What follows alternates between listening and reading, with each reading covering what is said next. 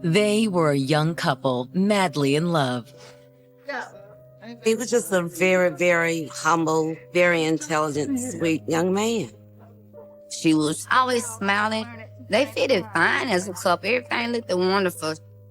They was talking about getting married. They were ready for the love of their life. But wedding bells would never ring. We get a 911 call of accidental shooting. It was hysteria. There was screaming. There was confusion on the line. They said he was hunting. Was it simply a tragic accident? How do you accidentally shoot yourself in the chest? I knew something wasn't right. The story just didn't add up. Or will the investigation reveal a tangled web of secrets and lies? We believe that there was some type of sexual relationship. There was still more hearsay than it was hard evidence of anything. I knew that the truth wasn't being told. We still probably will never know what happened. October 16th, 2009. It's a fall Friday night in West Point, Mississippi. And almost everyone in this rural southern town is packed into the stadium at the local high school. Friday nights revolve around football. They have a rich football tradition. They've been state champs now 4 straight years. But that Friday night, not all the action is on the field. At around 9 o'clock, police radios around West Point all pick up the same urgent message. We received a 911 call that there had been an accidental shooting. The caller, 31-year-old Tamisha Shelton, tells dispatch that she'd heard a shot, gone outside, and found her sister's boyfriend, Danielle Young, at the foot of a tree outside her trailer. I need an ambulance. My sister's boyfriend, I think he shot himself. The caller was very hysterical on the phone. Please, you have to hurry. I think he's still breathing, but he's really hurt. Tamisha isn't the only one worked up over Danielle either. What happened? It was Katina Tutton, the younger sister of Tamisha and the girlfriend of Danielle. She's upset and she's wondering what's happened. She's screaming this over and over again. Where's the ambulance? 21-year-old Danielle Young was a Mississippi native who grew up on a farm 2 hours south of West Point. He was a real country man. Hunting, fishing. He just loved the outdoors, getting his hand dirty. Life was hard for a big family on a Mississippi farm, but Danielle never let hard times break his spirit. Every time you see him, he'd have a smile. He was a good person. Anything you needed, he was there. He never met a stranger. He helped anybody he thought was down. He was a people person. He would help you if you needed help. He would offer it. He wouldn't wait for you to ask him for help. And he saw that you was in need. He was the type of person who would just go ahead on and help you. He was just a person that mingled well with everyone, communicate well with anyone.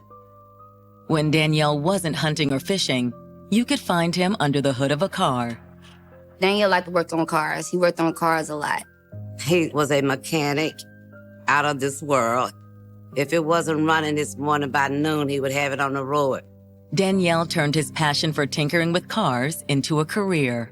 He always talked about having his own car shop, having his own business. As soon as he left school, he said, I'm going to work on cars or diesels, and that's what he did as soon as he graduated, was to go work on cars and, things like that. After high school, he enrolled in an auto diesel mechanic school in Nashville, Tennessee. He worked so hard while he was in school and he was graduated the top of his class. He had accomplished his goal of getting his degree in auto mechanics. I was very, very proud of him. While in Nashville, Danielle not only became a certified mechanic, he also fell in love with a woman named Katina Tutton. Katina was from rural Mississippi, just like Danielle, so they had a lot in common. Katina went to college in Nashville, where she met Danielle as he was learning auto repair. Katina was going to art school and she was studying to become a commercial artist. Danielle and Katina hit it off as soon as they met. They fitted fine as a couple. She was quiet. She smiled all the time. He was really into her. He told me he really liked her and everything.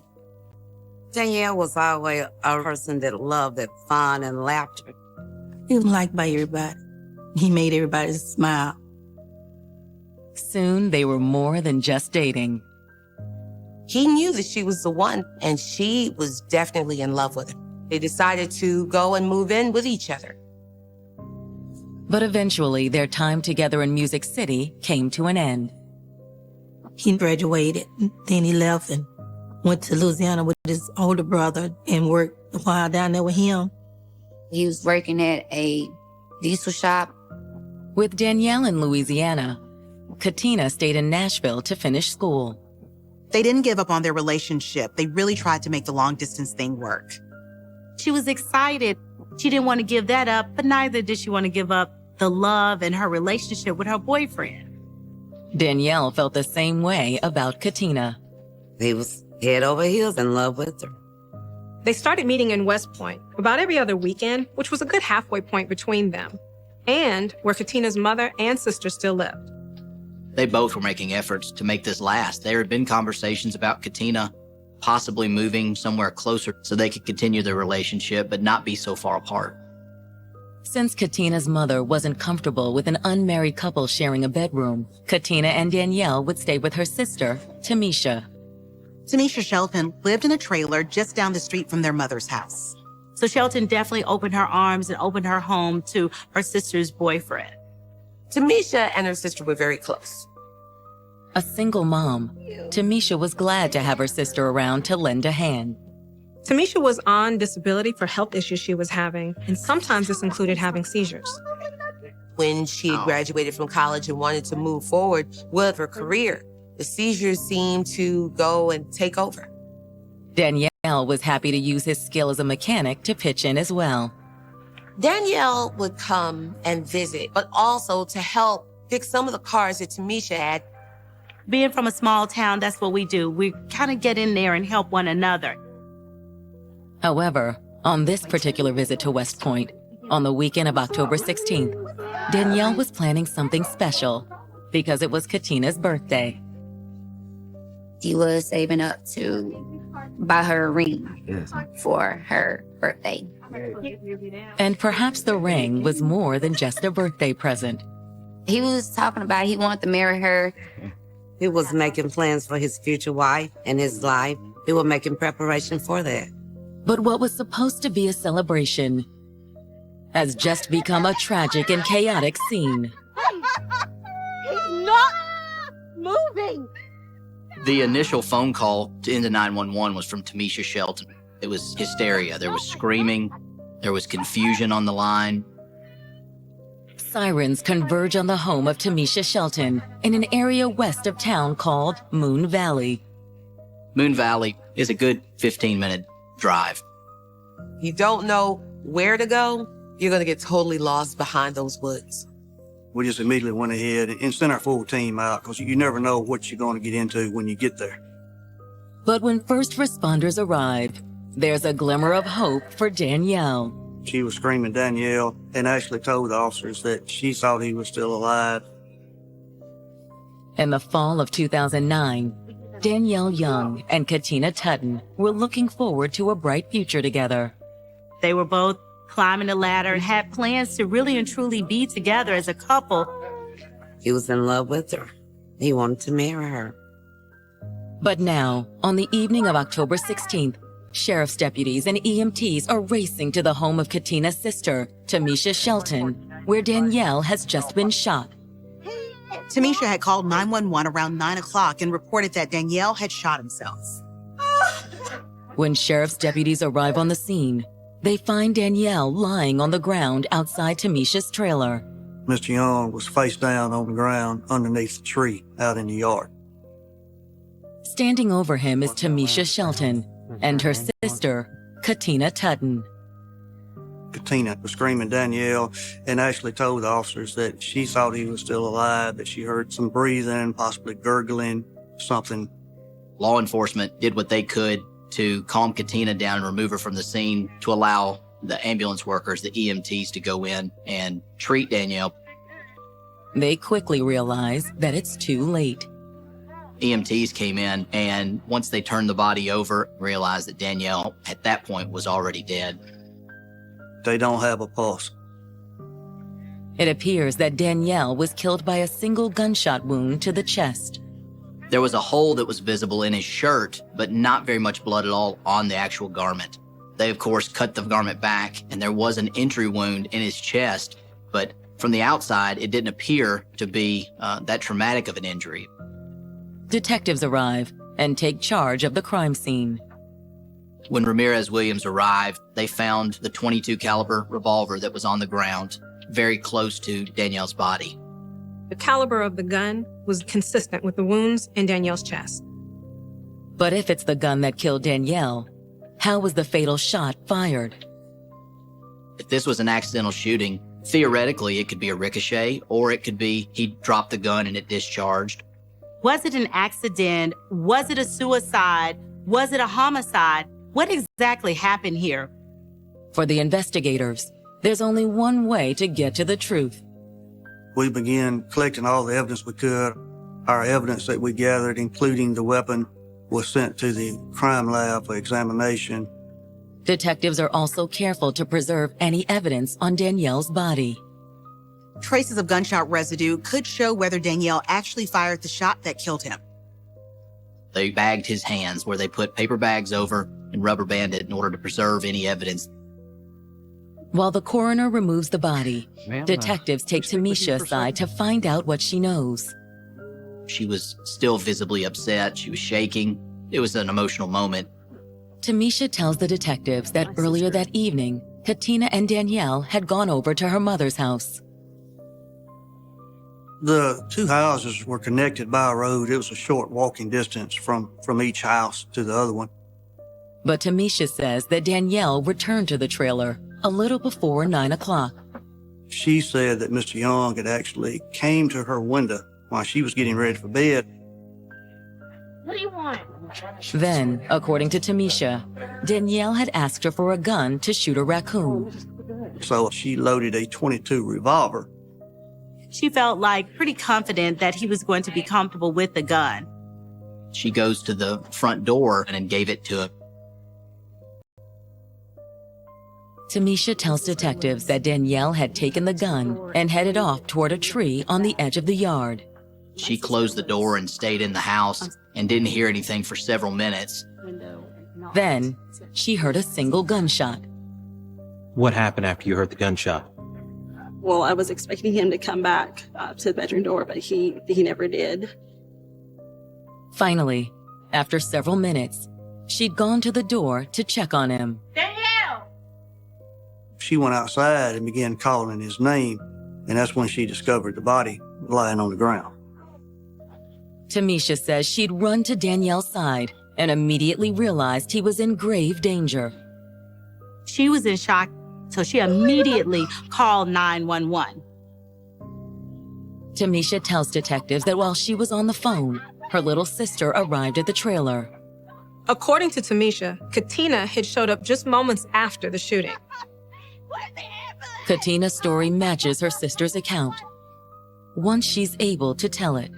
It took some time to get her calmed down and being able to get answers out of her. Katina tells the detectives that she and Danielle had been at her mother's house. She said that when Danielle went back to Tamisha's trailer around 9 o'clock, she actually stayed behind to talk to her mother, who apparently kept a police scanner.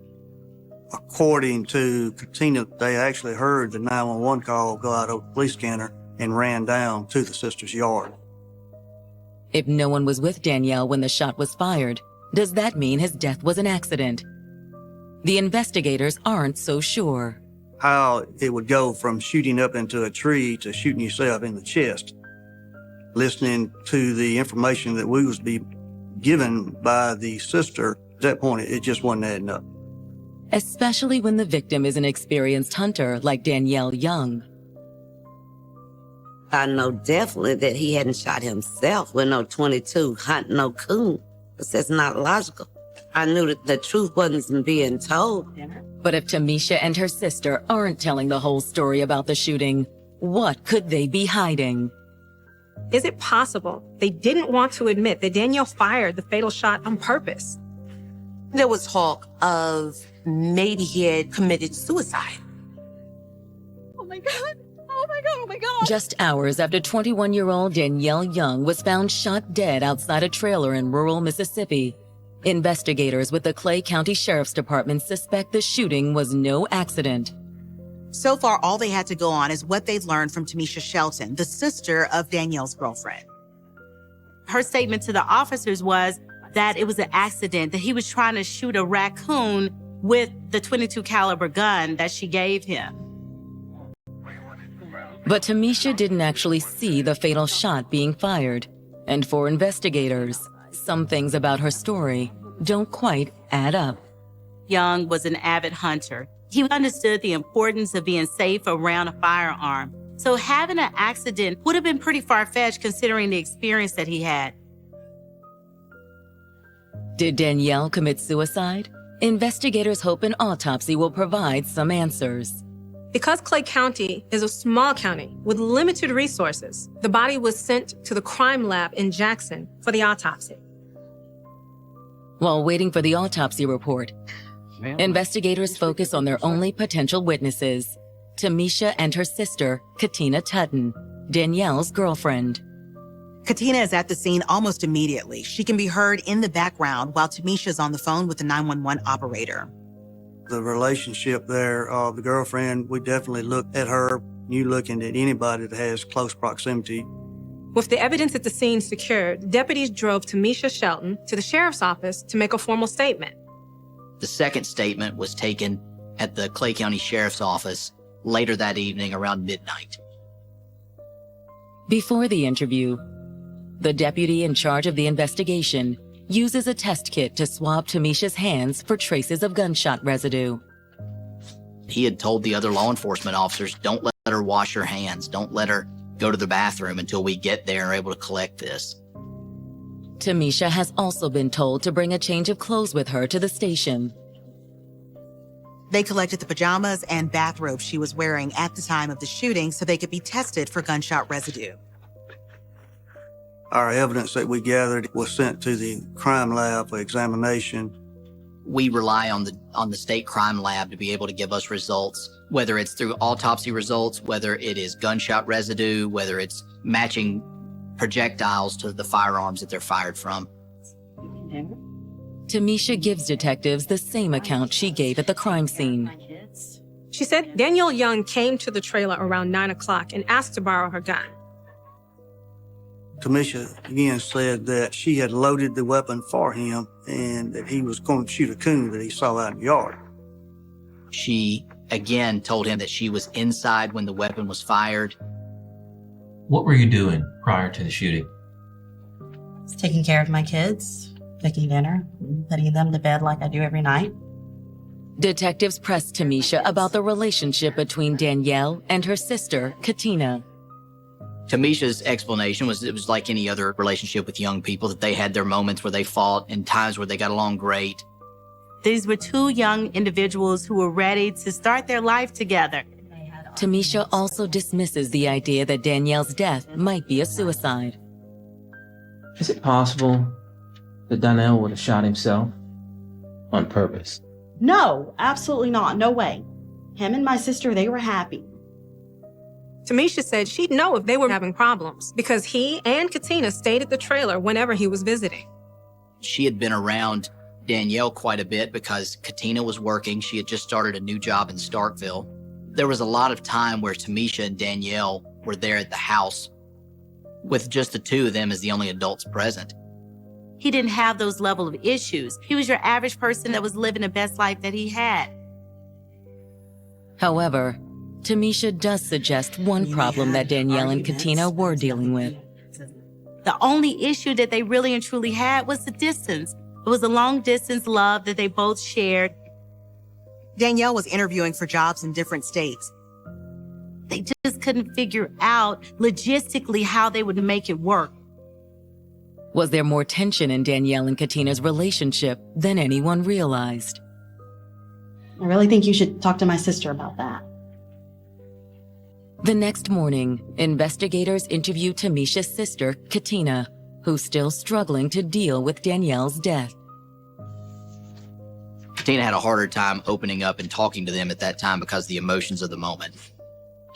Thank you so much for coming in to speak with us. Of course, whatever you need.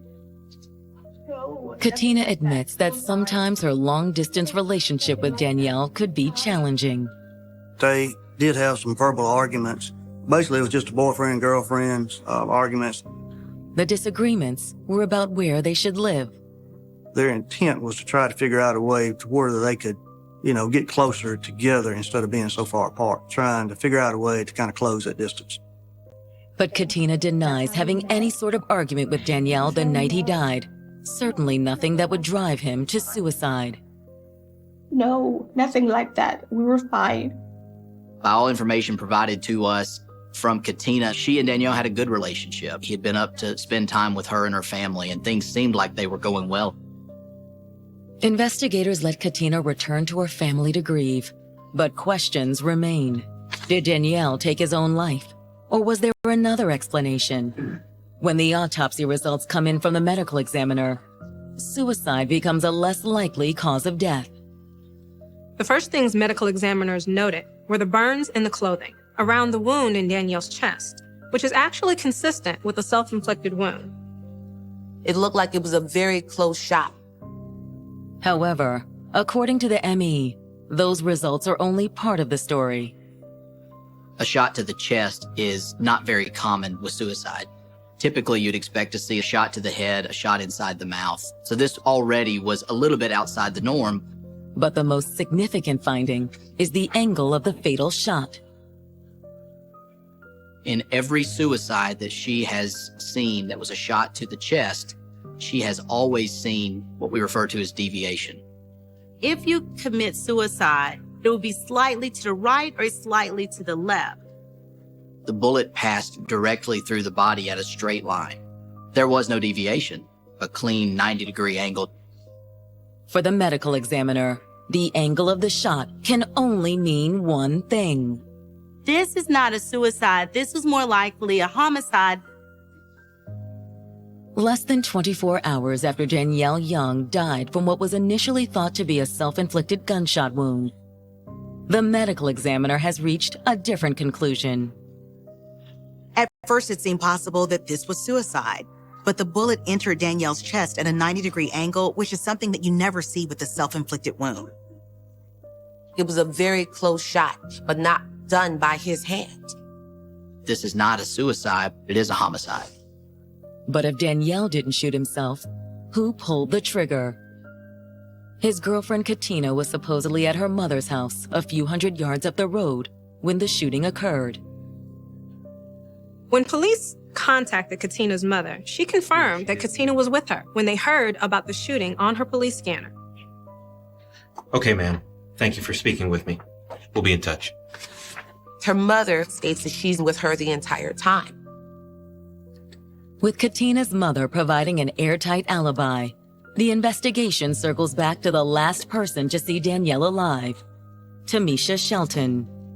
You're looking for motive, trying to find out what would have caused this to happen. You're looking at the statements that the individual was giving you. You're comparing that to the evidence. And Tamisha's account of what happened that night doesn't fit with what investigators are learning. She told law enforcement at the beginning that this was an accidental shooting. Since the evidence lines up more with a homicide, does that mean Tamisha is hiding something? At this point, detectives have to consider the possibility. Detectives check into her background to see if there's any previous record of violence or criminal activity. However, there's nothing in Tamisha's past that suggests she's a killer. Police were never called out to her home. There were no incidents. There was no discussion of her being a violent individual or even having any type of altercation in the past. There's also nothing to suggest that she'd do something so devastating to Katina. She obviously loved her sister because she opened the doors to not only her sister, but her sister's boyfriend. What could possibly motivate a law-abiding citizen like Tamisha to shoot her sister's boyfriend? Once again, detectives are considering if this could have anything to do with Danielle's relationship with Katina. Her sister was younger than she was, close to 10 years apart, but they stayed very close and they were very protective of each other. Could that be the motive behind the murder? Had Tamisha shot Danielle to protect her sister? The investigators checked into Danielle's past, and just as they did Tamisha, they found no evidence of criminal activity or violence, including domestic violence. Between Katina and Danielle, it didn't seem like they had any type of abuse. They had any kind of relationship that anyone else would have. They had their arguments, but they got along well. They loved each other. They worked with each other, and they found a way to find their way back to each other. With nothing in Danielle's history, detectives reach out to his family. Detectives make the drive to Forest, Mississippi in order to interview Danielle's relatives in person. When detectives inform the family that Danielle's death has been ruled a homicide, they're hardly surprised. I know my brother. He didn't have a reason to try to kill himself. And, when I first heard about it, I'm like, this can't be true. Asked about Danielle and Katina's relationship, everyone in the family says the same thing. They described it as things seemed like they were going well at that time. His family talking about he wanted to marry her and that he was in love with her. The family's equally sure that Katina loved Danielle. However, they also suspect she isn't the only one who had feelings for him. There had been rumor that Tamisha, she had somewhat of a crush on Danielle.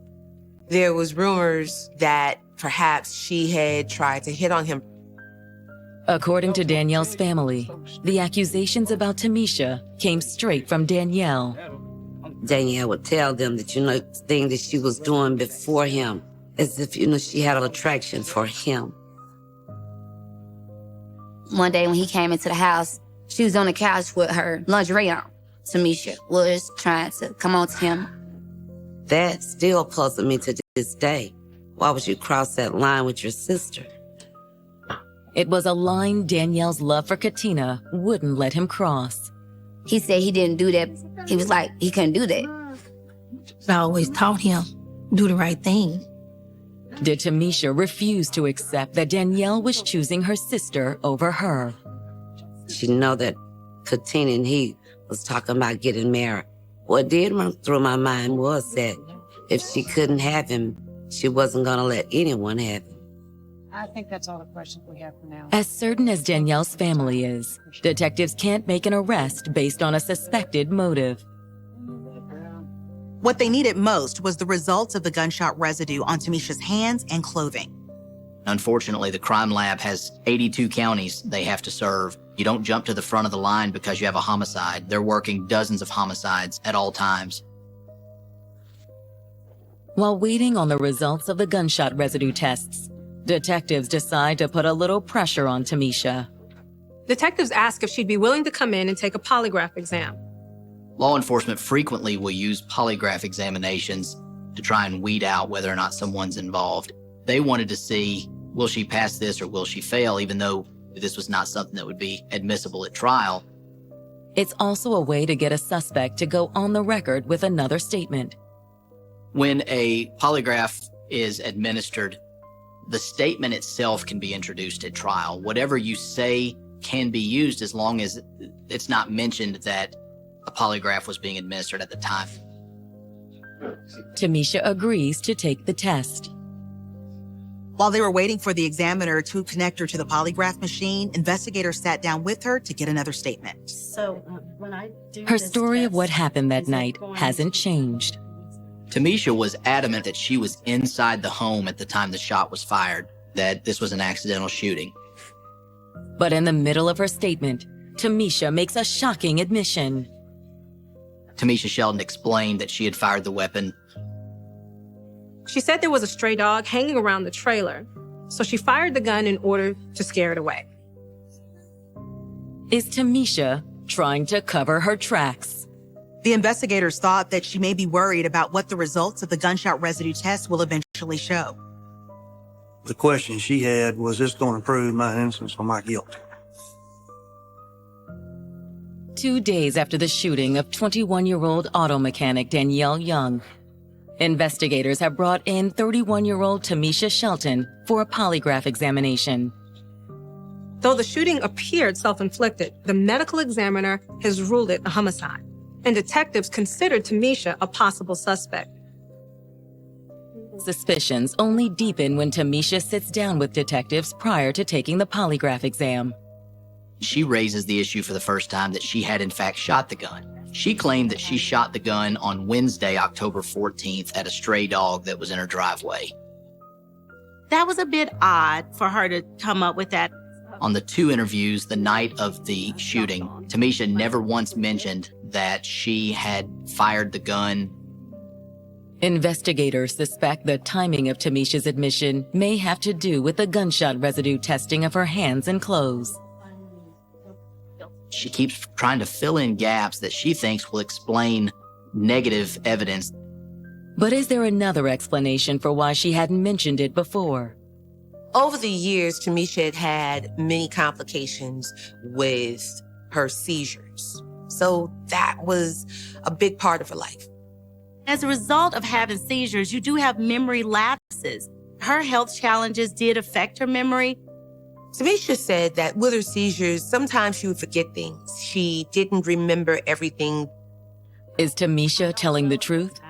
Or will the polygraph reveal that she's lying? Once she went in to do the polygraph test, she was already nervous. Investigators hope the polygraph will confirm or deny Tamisha's version of events. But just after they have her hooked up to the machine, Tamisha begins shaking violently. Call an EMT! Right before it started, she had an apparent seizure. They had to stop her and she was taken to the hospital. She wasn't there long, probably an hour or so, and then she was actually released from the hospital and allowed to return home. Like her memory of firing a gun, the seizure strikes detectives as suspiciously convenient.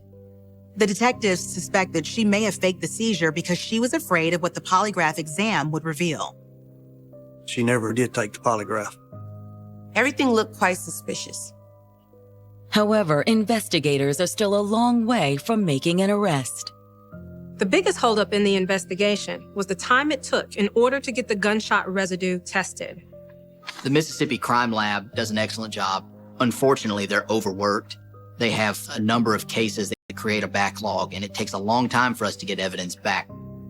The delay is frustrating for the investigators and agonizing for Danielle's family. Although they laid their family member to rest, they still were not at rest. They were not at peace because all they had were more questions, no answers. Sometime weekly, sometime monthly. Every few months, I always call back to West Point to see what's going on. We still had the faith. We had hope. However, even as they wait on the test results from the crime lab, the investigation continues. The police and prosecutors were determined to build the strongest case possible before they went in front of a jury. If it had been rushed to trial, there probably wouldn't have been a conviction. In particular, investigators attempt to find evidence of Tamisha's possible motive.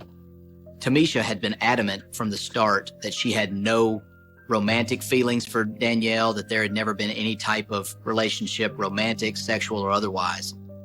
But detectives learn there may be undeniable proof of a sexual relationship. We learned during the course of the investigation that Tamisha Shelton was pregnant, and one of the theories was that this may have been Danielle's child. But the DNA test doesn't point to any infidelity on Danielle's part. It came back negative. It was not Danielle's child. Without a clear motive, the police are counting on forensics to make their case. That's why we had to keep going through, doing additional testing. Finally, more than a year after the shooting, investigators receive some hard evidence when the gunshot residue analysis of Tamisha's hands and clothing comes back from the crime lab. The clothing that Tamisha was wearing, which was a bathrobe, come back positive for gunshot residue. We thought that was very, very significant. Even more significant are the results from Tamisha's hands. According to the reports, Shelton was constantly wringing her hands and wiping her hands on her clothes, but they still found residue not only on the back side of her hand, but also on the palm of her hand. She was adamant that that gun was only fired by her on October 14th, 2 days prior to this shooting. There wouldn't be gunshot residue still in her hands and arms 48 hours later. There's only one explanation for the test results. She ended up with gunshot residue all over herself and her clothing. The only explanation for that was that Tamisha was there at the time of the shooting. There are only 3 ways a person can have gunshot residue on them. First way is if they discharge a weapon themselves. The second way is if they're within 2 to 3 feet of a discharged weapon. The final way is through transfer, that you handle some object that has gunshot residue on it. The tests also detect gunshot residue on Danielle's hands. It appears the residue is on the back of his hands, but not the palms, indicating he was close to the gun when it was fired, but not actually holding it. With the test results in hand, investigators believe they finally have the evidence they need to file murder charges. All the evidence was collected and presented to the grand jury. Once the grand jury heard the evidence, they returned what we call a true bill. That means that she had been indicted for the crime of murder. Shelton was indicted. She turned herself in. But after her family raises $75,000 for her bail, Tamisha returns to her home and her life. I honestly feel that she felt that she was free from paying for the crime that she had done. I believe that she had become comfortable with it. Danielle's family can only hope she's wrong. I was just hoping and praying that they just finally got her. Will Danielle's family finally get justice? Or will a sister's loyalty set a killer free? Tamisha and her sister, they were very protective of each other. I think she would do whatever was necessary to help her sister. In April of 2011, more than a year after Tamisha Shelton reported that her sister's boyfriend, Danielle Young, had shot himself, investigators in Clay County, Mississippi, have arrested the single mother on murder charges. The arrest came after the Mississippi State Crime Lab found gunshot residue on Tamisha's hands and the clothing she had been wearing on the night of the shooting. We didn't get all of the evidence back for almost 2 years, which is the explanation of why there was a long time period between the crime occurring and it actually being indicted.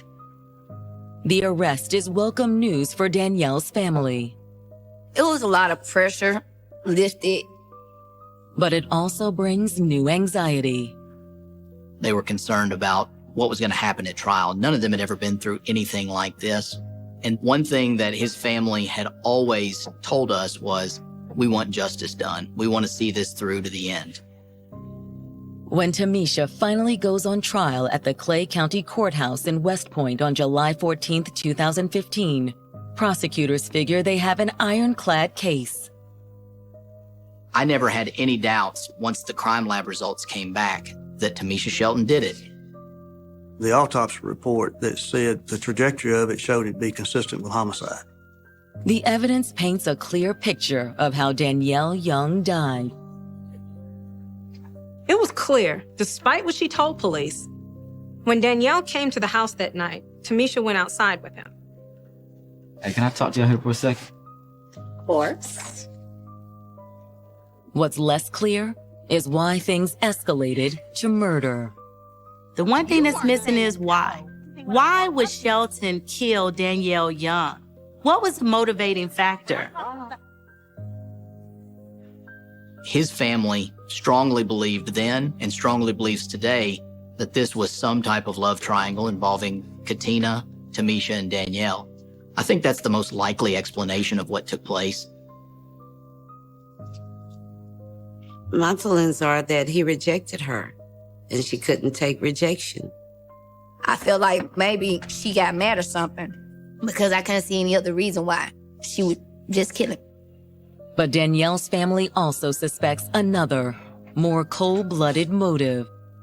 They thought Tamisha killed Danielle in order to keep Katina, who they called T, from finding out she had been trying to poach her boyfriend. I told him that he needed to let T know what her sister was doing. I don't know if he got to the point to tell T. Did Danielle threaten to tell Katina, or tell Tamisha that he already had. We felt like that was the reason why, because he did go tell her. And I think she knew. His girlfriend knew that her sister did because he did tell her. Hey.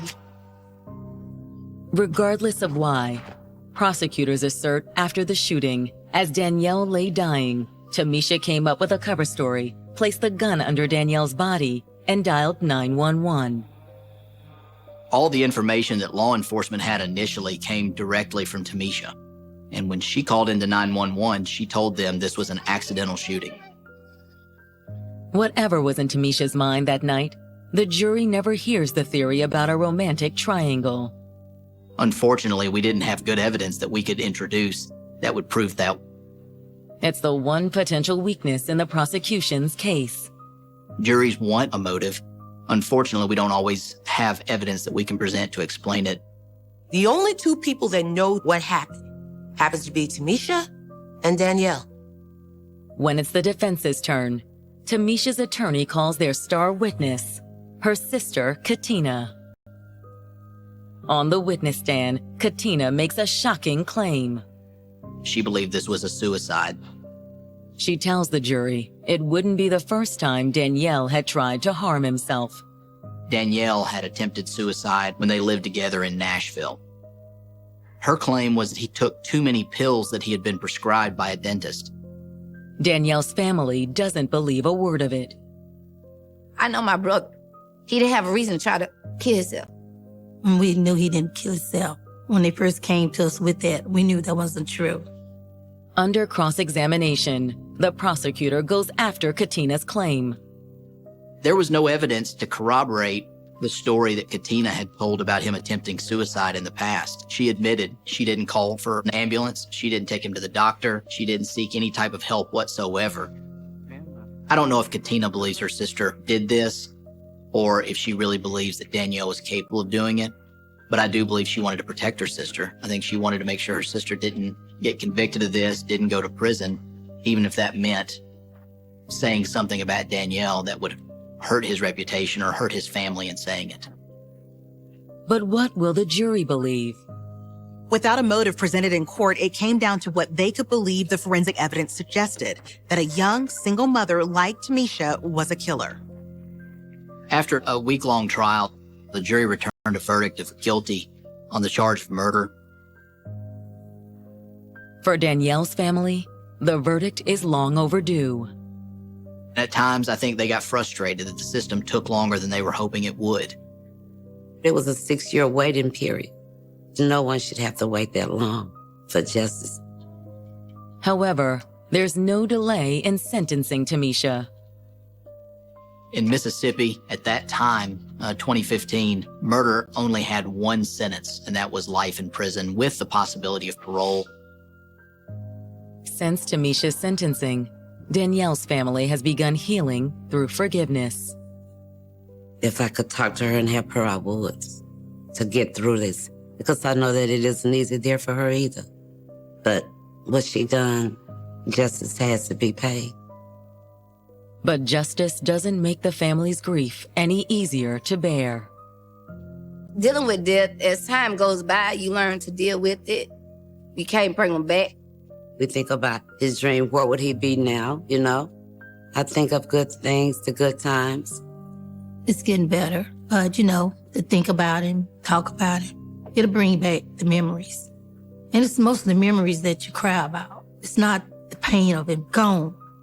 It's the good things we think about that'll bring the tears. She was the woman who had it all. She loved what she did. She loved her husband. She loved her children. So why would she disappear without a trace? It wasn't like her to just up and walk away. I had that gut feeling something's wrong. There's some type of foul play going on. As police search for the truth, rumors swirl about betrayals and lies. They did work together. There's a whole lot more to this story. The jealousy just built more and more. The whole thing is strange and convoluted. And each twist is more shocking than the last. They were following him. His tires have been slashed. His home was firebombed. You just don't think things like this happen to people. It really seems like a movie. It became an all-in-all war. September 6th, 2016, Memphis, Tennessee. It's a typical Friday morning in Hickory Hill, a comfortable suburban community on the southeastern edge of the city. It's middle class, upper middle class type neighborhood, almost completely residential. It's a great area, especially for the kids. You could raise your family, go to church. Schools are exceptional. But for one Memphis family, this morning will be anything but ordinary. At 7 a.m., Hickory Hill homeowner Randall Freeman places a panicked call to 911. 911, where's the murder thing? It's my wife. Randall reported her missing. Randall explains that when he woke up moments ago, he was surprised to see that his wife Kayla wasn't in bed beside him. He walks around the house looking for her. Kayla! He still couldn't find her. She's not in the house at all. Randall goes into the garage. He sees the car. He notices that the garage door is up. And the driver's side door of Kayla's car is open. Her keys in ignition. Her purse is on the ground, and he knows this isn't right. Randall had a sinking feeling that his wife is in danger. She's gone. Somebody took her. Memphis native Kayla Ashford was initially quiet and reserved around strangers. She was very shy, very polite. But it was never long before her warm and friendly nature would come shining through. Once you became comfortable around her, her personality opened up. Once you got her to smile or laugh, she was your friend, pretty much. When she laughed, everyone laughed because it was just that infectious. She just lit up a whole room. She had a cute little giggle at the end of her laugh. Very distinct. She just was a likable person. She had lots of friends. She was just a very supportive friend. I was new in middle school. I came like the middle of the year, and we actually rode the same bus. So, me being a nervous, kid, she actually offered for me to sit with her. She made me feel comfortable. But for all her friends, Kayla felt most at home with her family. She was always around her family. She was very family-oriented. We're very close. If you saw one of us at Mom's house, you saw the other. We like to travel, so we would always be planning our next adventure. She was always looking for tickets somewhere or take a girls' trip. She just really loved traveling. Kayla had inevitably earned the time off, too. Her love of travel was tempered by a strong work ethic. Her family, they're driven people. My mom is an educator, so of course schoolwork came first. My family pushes us to do bigger and better things. We're big on reflection and how we can grow and better ourselves. For Kayla, a career in social work was the perfect fit. She was assisting individuals that were on probation, just making sure that individuals were staying off of drugs, making sure they were where they were supposed to be, keeping up with the schedules that were given to them, finding job placement and all of that good stuff. She had nothing but positive things to say about her type of work. That was her calling, truly her calling. She was willing to help out in any situation. She absolutely loved the type of work she did, the people she worked with. She really loved that job.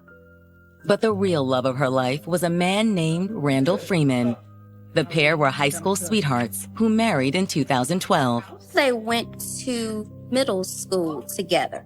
But as far as dating, it became serious maybe around end of freshman year. He was a familiar face. She felt comfortable around him. They were just used to each other. They also had a lot in common. He was kind of quiet, kind of reserved. And just like Kayla, Randall worked hard. He had a good job. He was in construction. The company that he worked with worked on housing projects. They were building up the neighborhood in Binghamton. They were trying to redevelop this neighborhood a little bit at a time. So he did a lot of hands-on work. He was a really good worker. He was skillful. He was adaptable. Over more than 12 years together, Kayla and Randall forged a strong bond. I love you, baby. I love you too. He seemed like a great guy. I was extremely happy for her. They dated for a while before getting married. It wasn't a big announcement. She felt like she was ready to get married. He felt like he was ready to get married, and that's what they did. They also had 2 beautiful children. They both were really excited about the birth of their children. Motherhood was just awesome for her. She just enjoyed every minute of it. She got to see the kids grow and they kind of take after you a little bit, especially having a girl. That was a very big deal. She was like her personal mini-me too, of course, following her footsteps on some things and dress alike sometimes and just do the fun mother-daughter things. When she became a mom, it really brought a lot of joy to her. She was definitely involved. She absolutely wanted the best for her children. She was always calling on me, I'm in education, for new ideas, trying to get ahead of the game and make sure her kids were always on target and on task as far as education. And true to her own upbringing, Kayla was also striving to climb the career ladder. A lot of jobs in social work require a master's. So in order to move up, she wanted to go back and pursue a master's degree. She wanted to make more money to move to a bigger home. She wanted to move up. She's striving to do better for her life and for her family. By all accounts, the Freemans had built the perfect family. But on the morning of September 6, 2016, an ominous scene emerges from within the Freeman home. Randall had just called 911 and reported that his wife was missing and possibly abducted. I don't know, she's just gone. Somebody took her. When officers respond to Randall's 911 call, the evidence suggests he may be right.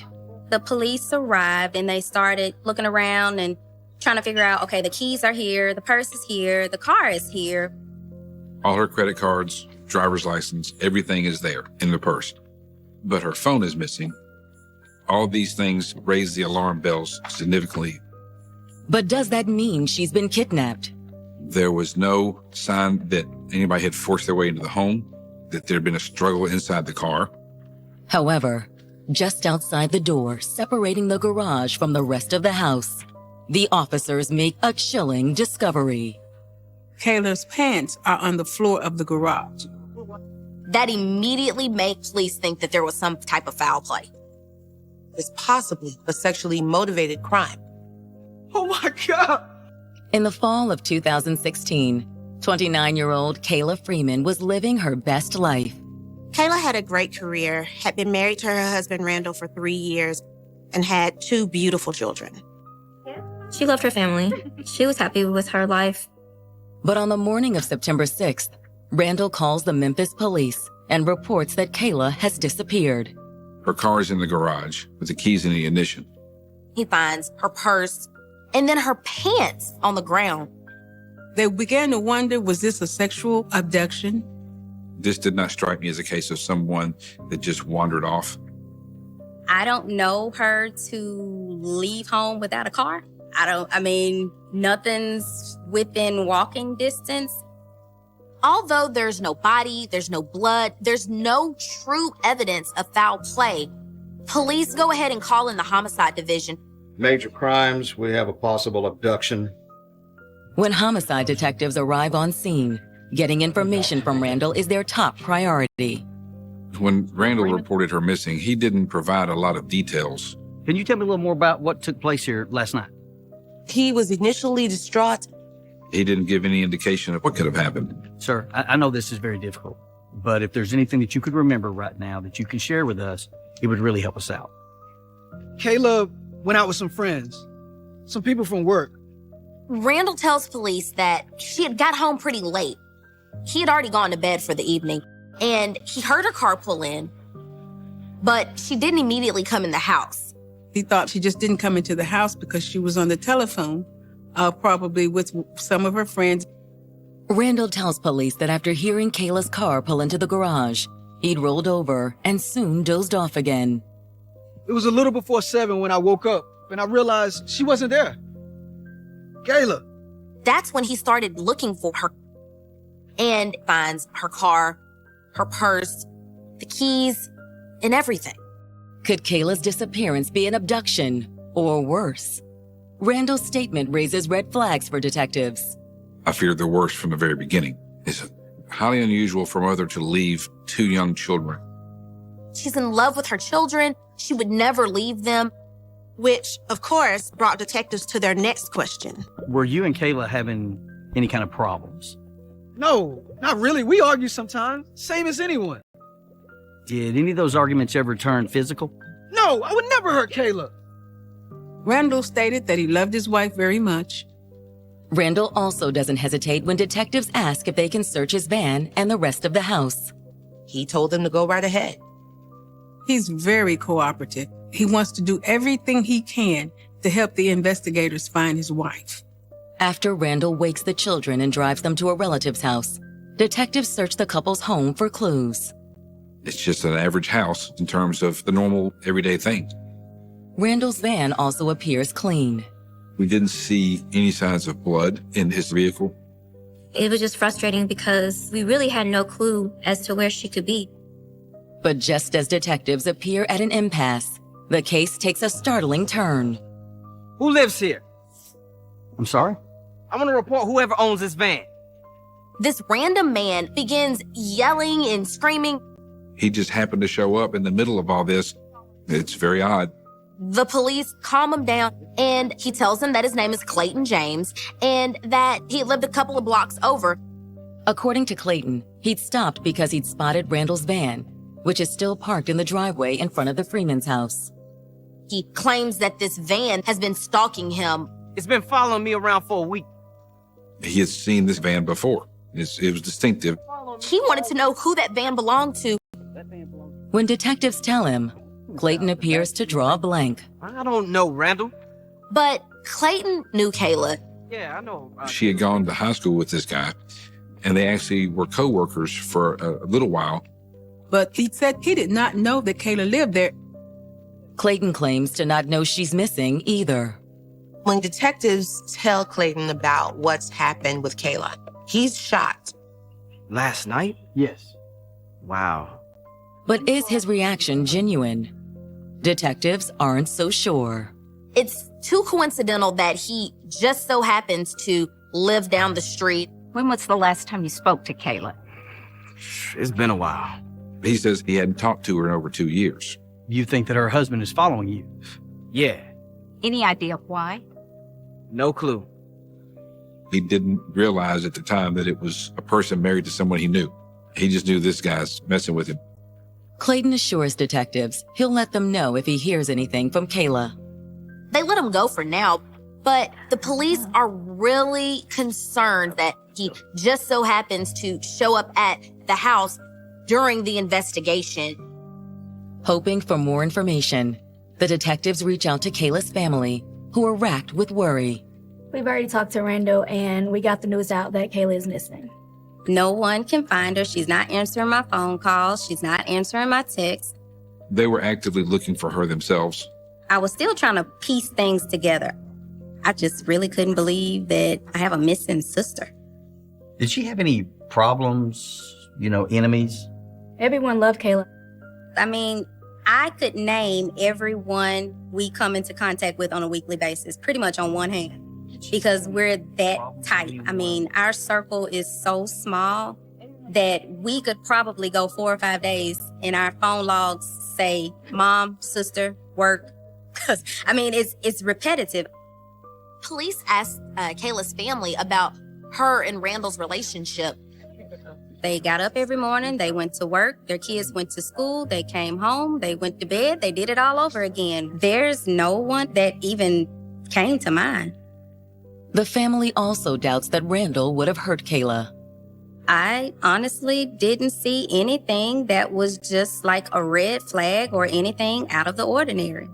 Randall was looked at as a pretty good guy, a pretty decent man. And most of all, the family's adamant that Kayla would never have strayed from her marriage. Kayla was very faithful to her husband. She was focused on her family. Most of what we got from the family during this initial investigation was responsible and reasonable, very stable person, devoted mother. But could there be more to Kayla than she had been letting on? She may not tell the family everything. She's more loose with herself than her parents realized. We had to start digging a little bit more. And when detectives begin reaching out to Kayla's friends, it's exactly as they suspected. Kayla has been hiding something. It's discovered that Kayla and Randall's relationship wasn't always rosy. I would say as of the last 6 months of her marriage, she started sharing some of the problems that they were having. Kayla's getting a little frustrated with the marriage. She may be getting ready to leave Randall. But it's Kayla's reason for leaving that really floors the detectives. Randall was having an affair. Less than 48 hours after Kayla Freeman disappeared from her suburban Memphis home, detectives have learned that Kayla's relationship with her husband Randall wasn't all that it appeared to be. Randall had actually been having an affair. So this whole picket fence, happy family scenario seems to be wiped off in the wash. News of the affair makes detectives want to take a closer look at Randall. They realized that Randall wasn't telling the 100% truth the first time that they spoke with him. And they really want to press him for more information. However, detectives also want to talk to the third member of the alleged love triangle, a woman Kayla's friends identify as 27-year-old Claire Parks. According to Kayla's friends, she had recently confronted Claire about her affair with Randall. Kayla and Claire had had words about it, but it never became violent. Now that police have this information about an affair, they really want to talk to Claire Parks before Randall has an opportunity to tip her off that she might be a suspect in this. On Monday morning, September 9th, detectives bring Claire down to the station for an interview, and she is very upfront about her relationship with Randall. There was nothing serious. We were just kind of messing around. Claire states that yes, she and Randall had been having a good time, and that all it was to either of them, just a fling. She informs officers that she had no intentions on trying to break up a happy home. But Kayla found out. Yeah, and she was pretty upset. Her and Kayla had had words a couple times, but it was nothing that rose to the level of her wanting to harm Kayla. And she told police that the night that all of this happened, she was at home with her kids. Obviously, we want to make sure we really confirm anything she says. Detectives will also need to check up on what Claire says next. While Claire is admitting about the affair, she goes on to drop another bombshell. I don't even know why she's mad at me and Randall, though. She has no room to talk. Claire brings up the fact that Kayla has been having an affair. Are you sure? Yeah, that's what Randall said. He apparently was able to get into her phone, seeing messages and things of that nature. According to Claire, Randall not only suspected Kayla was having an affair, he also knew the identity of her lover. The man's named Clayton James. Clayton was the guy who showed up at Kayla's house the morning she disappeared and claimed that Randall had been following him.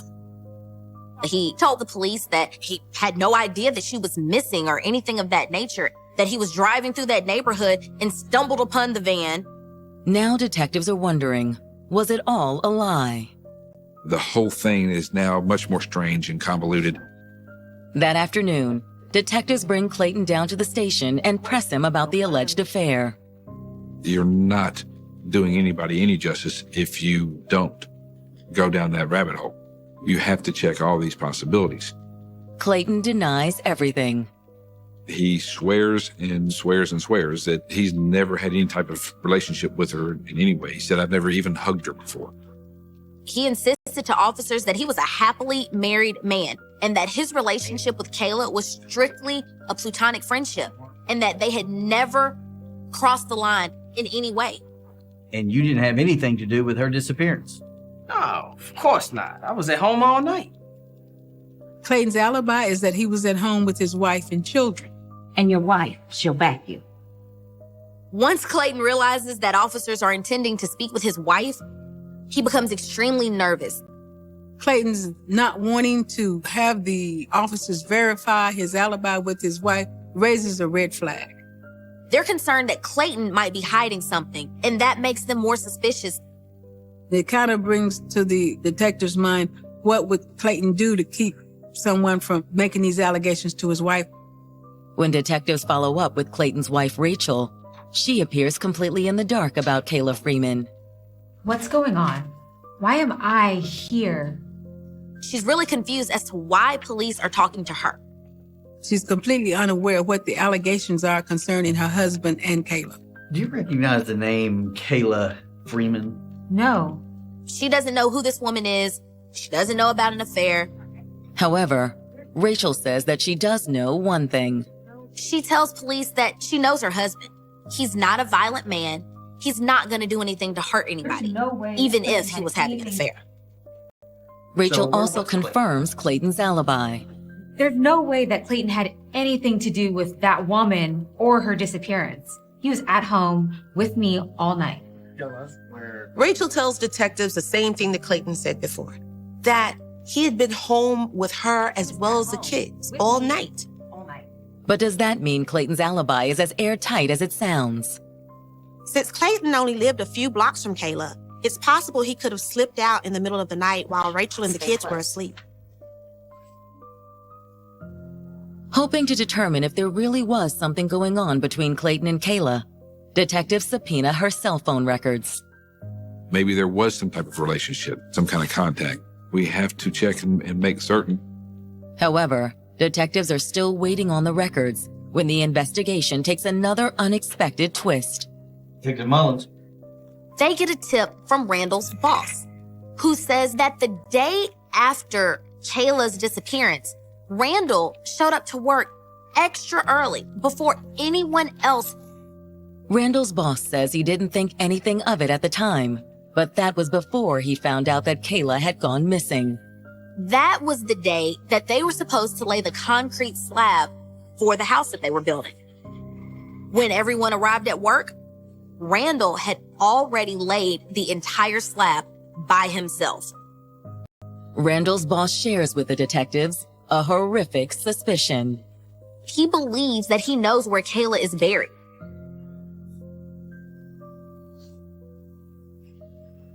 Less than a week after Kayla Freeman disappeared, detectives working the case have just received a suspicious tip about her husband, Randall. According to his foreman, Randall had come into the construction site early the morning after she disappeared and poured a concrete slab all by himself. Maybe Randall showed up to work early that day to lay the slab by himself so that he could bury Kayla's body under it. Detectives move quickly to act on the foreman's tip. They have to secure a warrant to dig up that concrete slab. While waiting for a judge to sign off on the search warrant, the detectives haul Randall in for questioning. This time they're playing hardball with him. They're letting him know that yes, he is a suspect. Why didn't you tell us you were cheating on Kayla? They confront him with the information about the affair with Claire Parks, and he admits it. He says, yeah, he was having an affair with Claire, but that Kayla was having a relationship with Clayton as well. She was hooking up with him. Are you sure? I know it. He seemed a bit jealous, unstable, maybe paranoid about Kayla and her actions. Randall's rage and his jealousy made police really become more and more suspicious. In the last 4 to 6 months, perhaps leading up to her disappearance, he said things started becoming much more tense between them. They had had more arguments. There was a lot of accusations. According to Randall, the simmering tensions had boiled over on the night Kayla disappeared. He admits that there's more to the story, and he had left out a few things. Randall says that when he'd heard Kayla pull into the garage, he hadn't simply rolled over and gone back to sleep. Randall states that he did go out and confront her. Kayla, where you been? I told you, friends from work. Don't lie to me. He was paranoid at that point that she had been with Clayton, and they began arguing. With your friends all day this week? We've had this conversation, Randall. To detectives, it sounded like Randall was working his way towards a confession. Did you hit her? What? No! Randall claimed that he'd said his piece to Kayla and then stormed back inside. They had a large fight, and she stayed in her car so that she could just ease her mind. And she never came inside the house? No, I waited, but she never came to bed. According to Randall, he'd eventually drifted off to sleep. He said, when I woke up, she was gone. Naturally, detectives were more than a little skeptical of Randall's story. You're not sure which part to believe, if any. But do detectives know how the story really ends? If we go dig up that concrete slab you poured, are we going to find Kayla underneath it? No, that's crazy. He tells investigators he couldn't sleep, and instead of just sitting around the house pacing, he decided to go to work and get a jump start on things. Try to get his mind off of the possibility that something really bad might have happened to his wife. Is Randall telling the truth? Okay, you're free to go. There's one way to find out. By now, the judge had signed the search warrant. From the station, detectives head out to the construction site, where a crew is already waiting. A private contractor that does ground penetrating radar work offered to come out. And sure enough, we have an anomaly. It's about 5 feet long, about 4 feet wide, about 2 to 4 feet deep. And that would be perfect for a body. Now all detectives need to do is dig up the slab. We got the city's general services to provide us the Bobcat out there with the jackhammer to help us bust up the slab. Even with heavy equipment, it's hours of back-breaking work. This is a concrete slab for the foundation of a house. It's a pretty good sized area. And we ended up busting up the entire slab, sifting through all the rubble. Detectives are hopeful and excited that they will solve this case. They were really optimistic that once they dug up the concrete slab, they would find Kayla. There's a lot of hope. The news was there. Drones, cameras, everything. But at the end of their search, the detectives come up empty-handed. Although there was an anomaly, there was no body.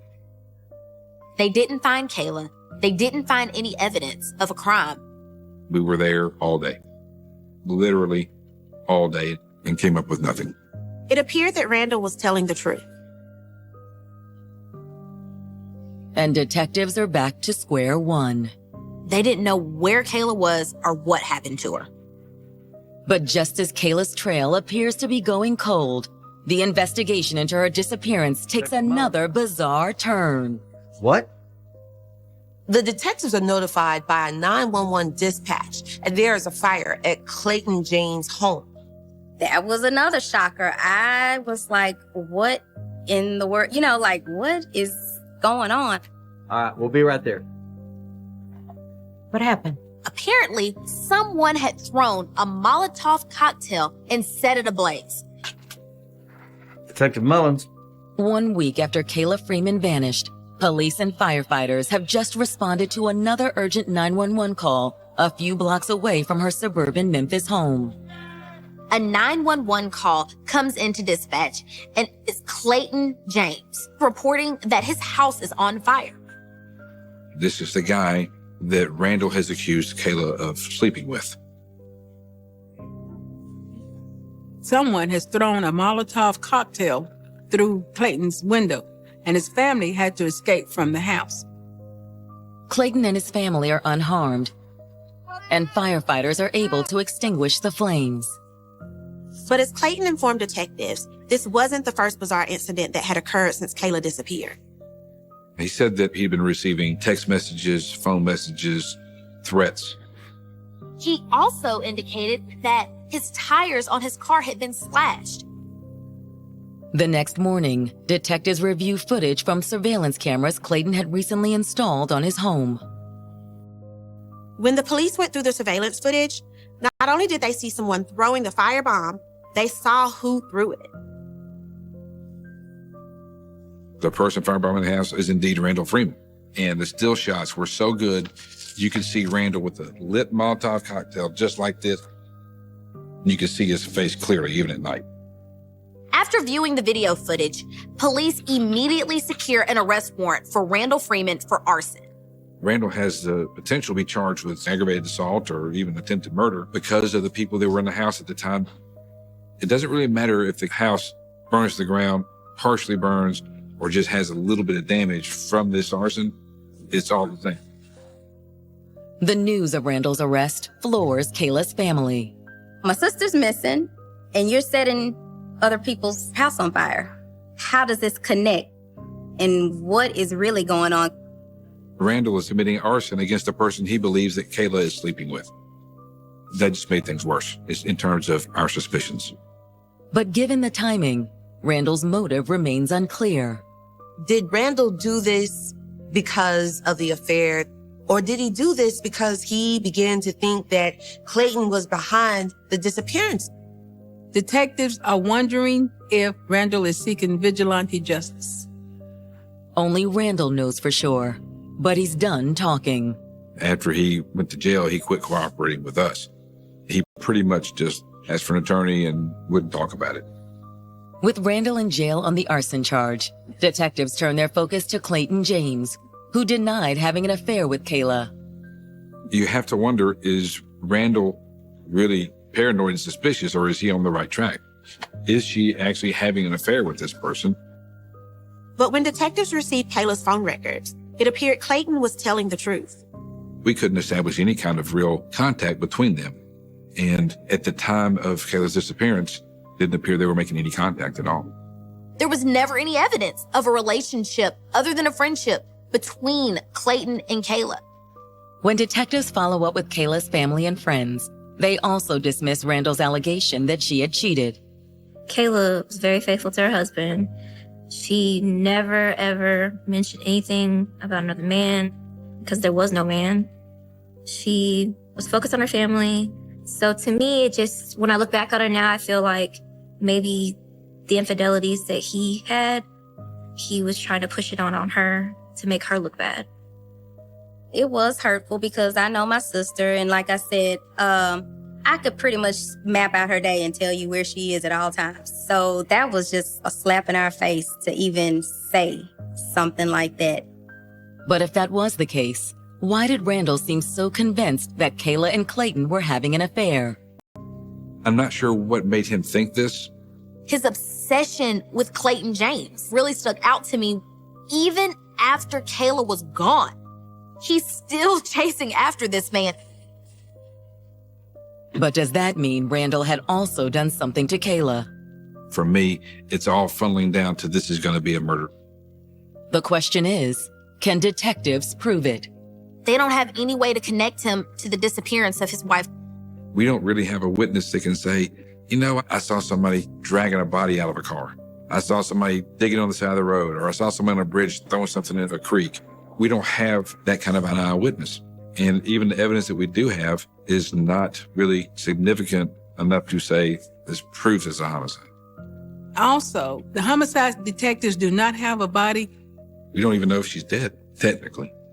Even if we believe it, we don't know it. So in a way, we're missing everything. Still, the detectives refuse to give up. We never quit. We're not going to stop until we get all the answers that we can get and find those responsible and put them where they need to be. As a homicide detective, you have a genuinely desire to know exactly who did this and why. So it's always replaying in your mind. You never forget it. It's not like something you do and then you go home and you forget it. You never forget.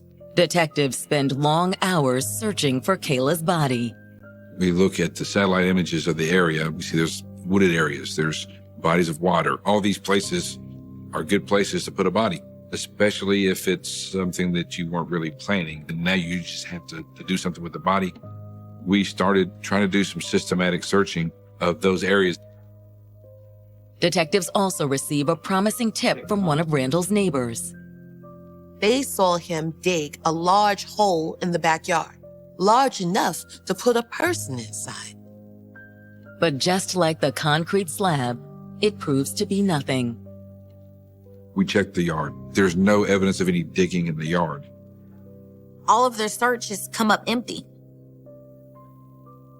Weeks pass as Kayla's friends and family become more and more desperate to find her. We did the flyers. Of course, it was on the news. It was on social media. They put up a $15,000 cash reward, hoping that someone will come forward with information. But after 2 agonizing months with no new information and no word from Kayla, even her family faces the grim possibility that she's never coming home. Around Thanksgiving, I had that gut feeling. I don't know if you call it a sixth sense. You just know. There comes a point when you realize if she was alive, there's no way we would never have heard from her. But that closure piece was very important. They just wanted her body. But will a moment of indiscretion finally give Kayla's family the closure they crave? After more than a year of no new information and no leads on the case, the police get a tip from a jailhouse snitch. Apparently, Randy is talking in jail. By December 2017, Randall Freeman has spent more than a year in jail awaiting trial on arson charges. He was arrested for firebombing the home of Clayton James, the man he believed had been sleeping with his wife, Kayla. He can't get out of jail. The bond is too high. We've got a very, very good case on Randall Freeman for the arson. But will detectives ever be able to close the books on Kayla's disappearance?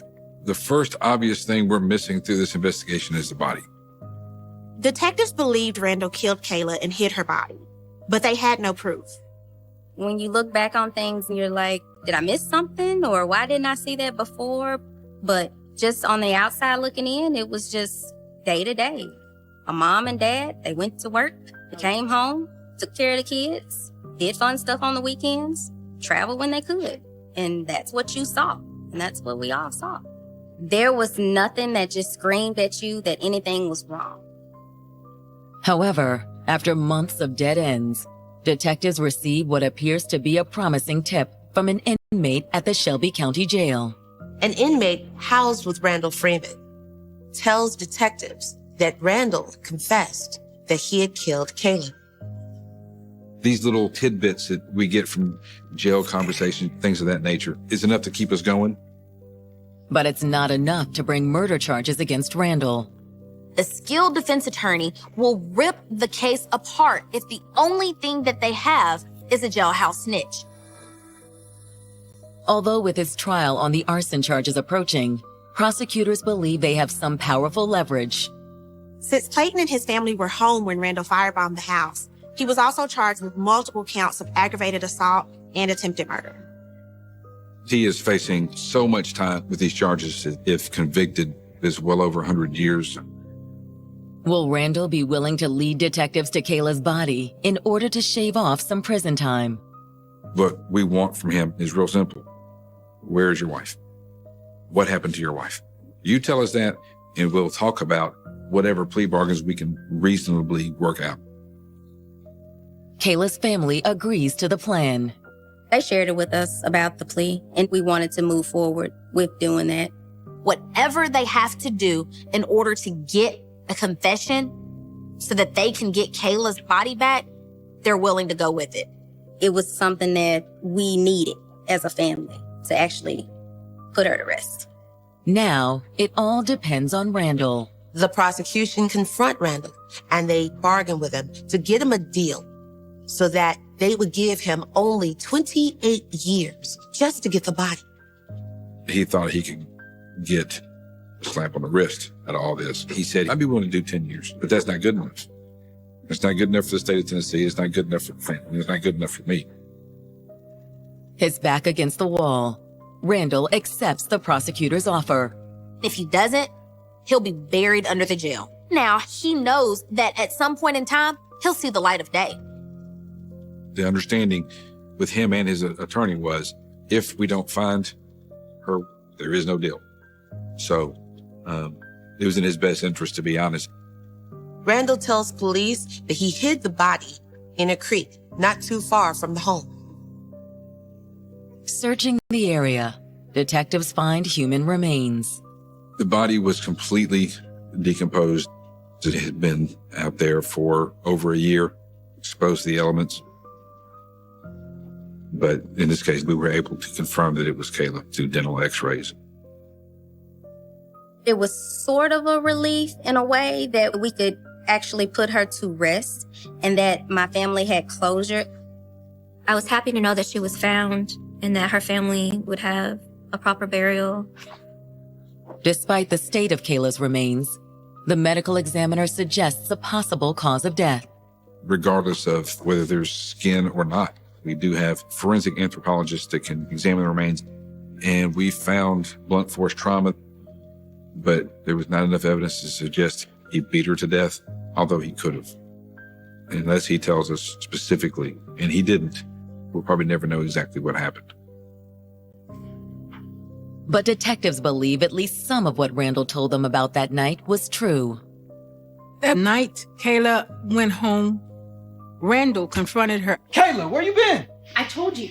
Friends from work. Don't lie to me. He accused her of being out with Clayton. Kayla, you've been going out every day. How many times do I have to tell you? The argument became heated, and Randall lashed out in anger. Every night with these ladies. You should be home with me. It's ladies from work. I think that a physical fight between them just went too far. I suspect that he choked his wife. There was not enough evidence to suggest he beat her to death. After realizing what he'd done, Randall had gotten rid of her body. He drug her body into the woods and left her there. Then he'd scrambled to cover his tracks.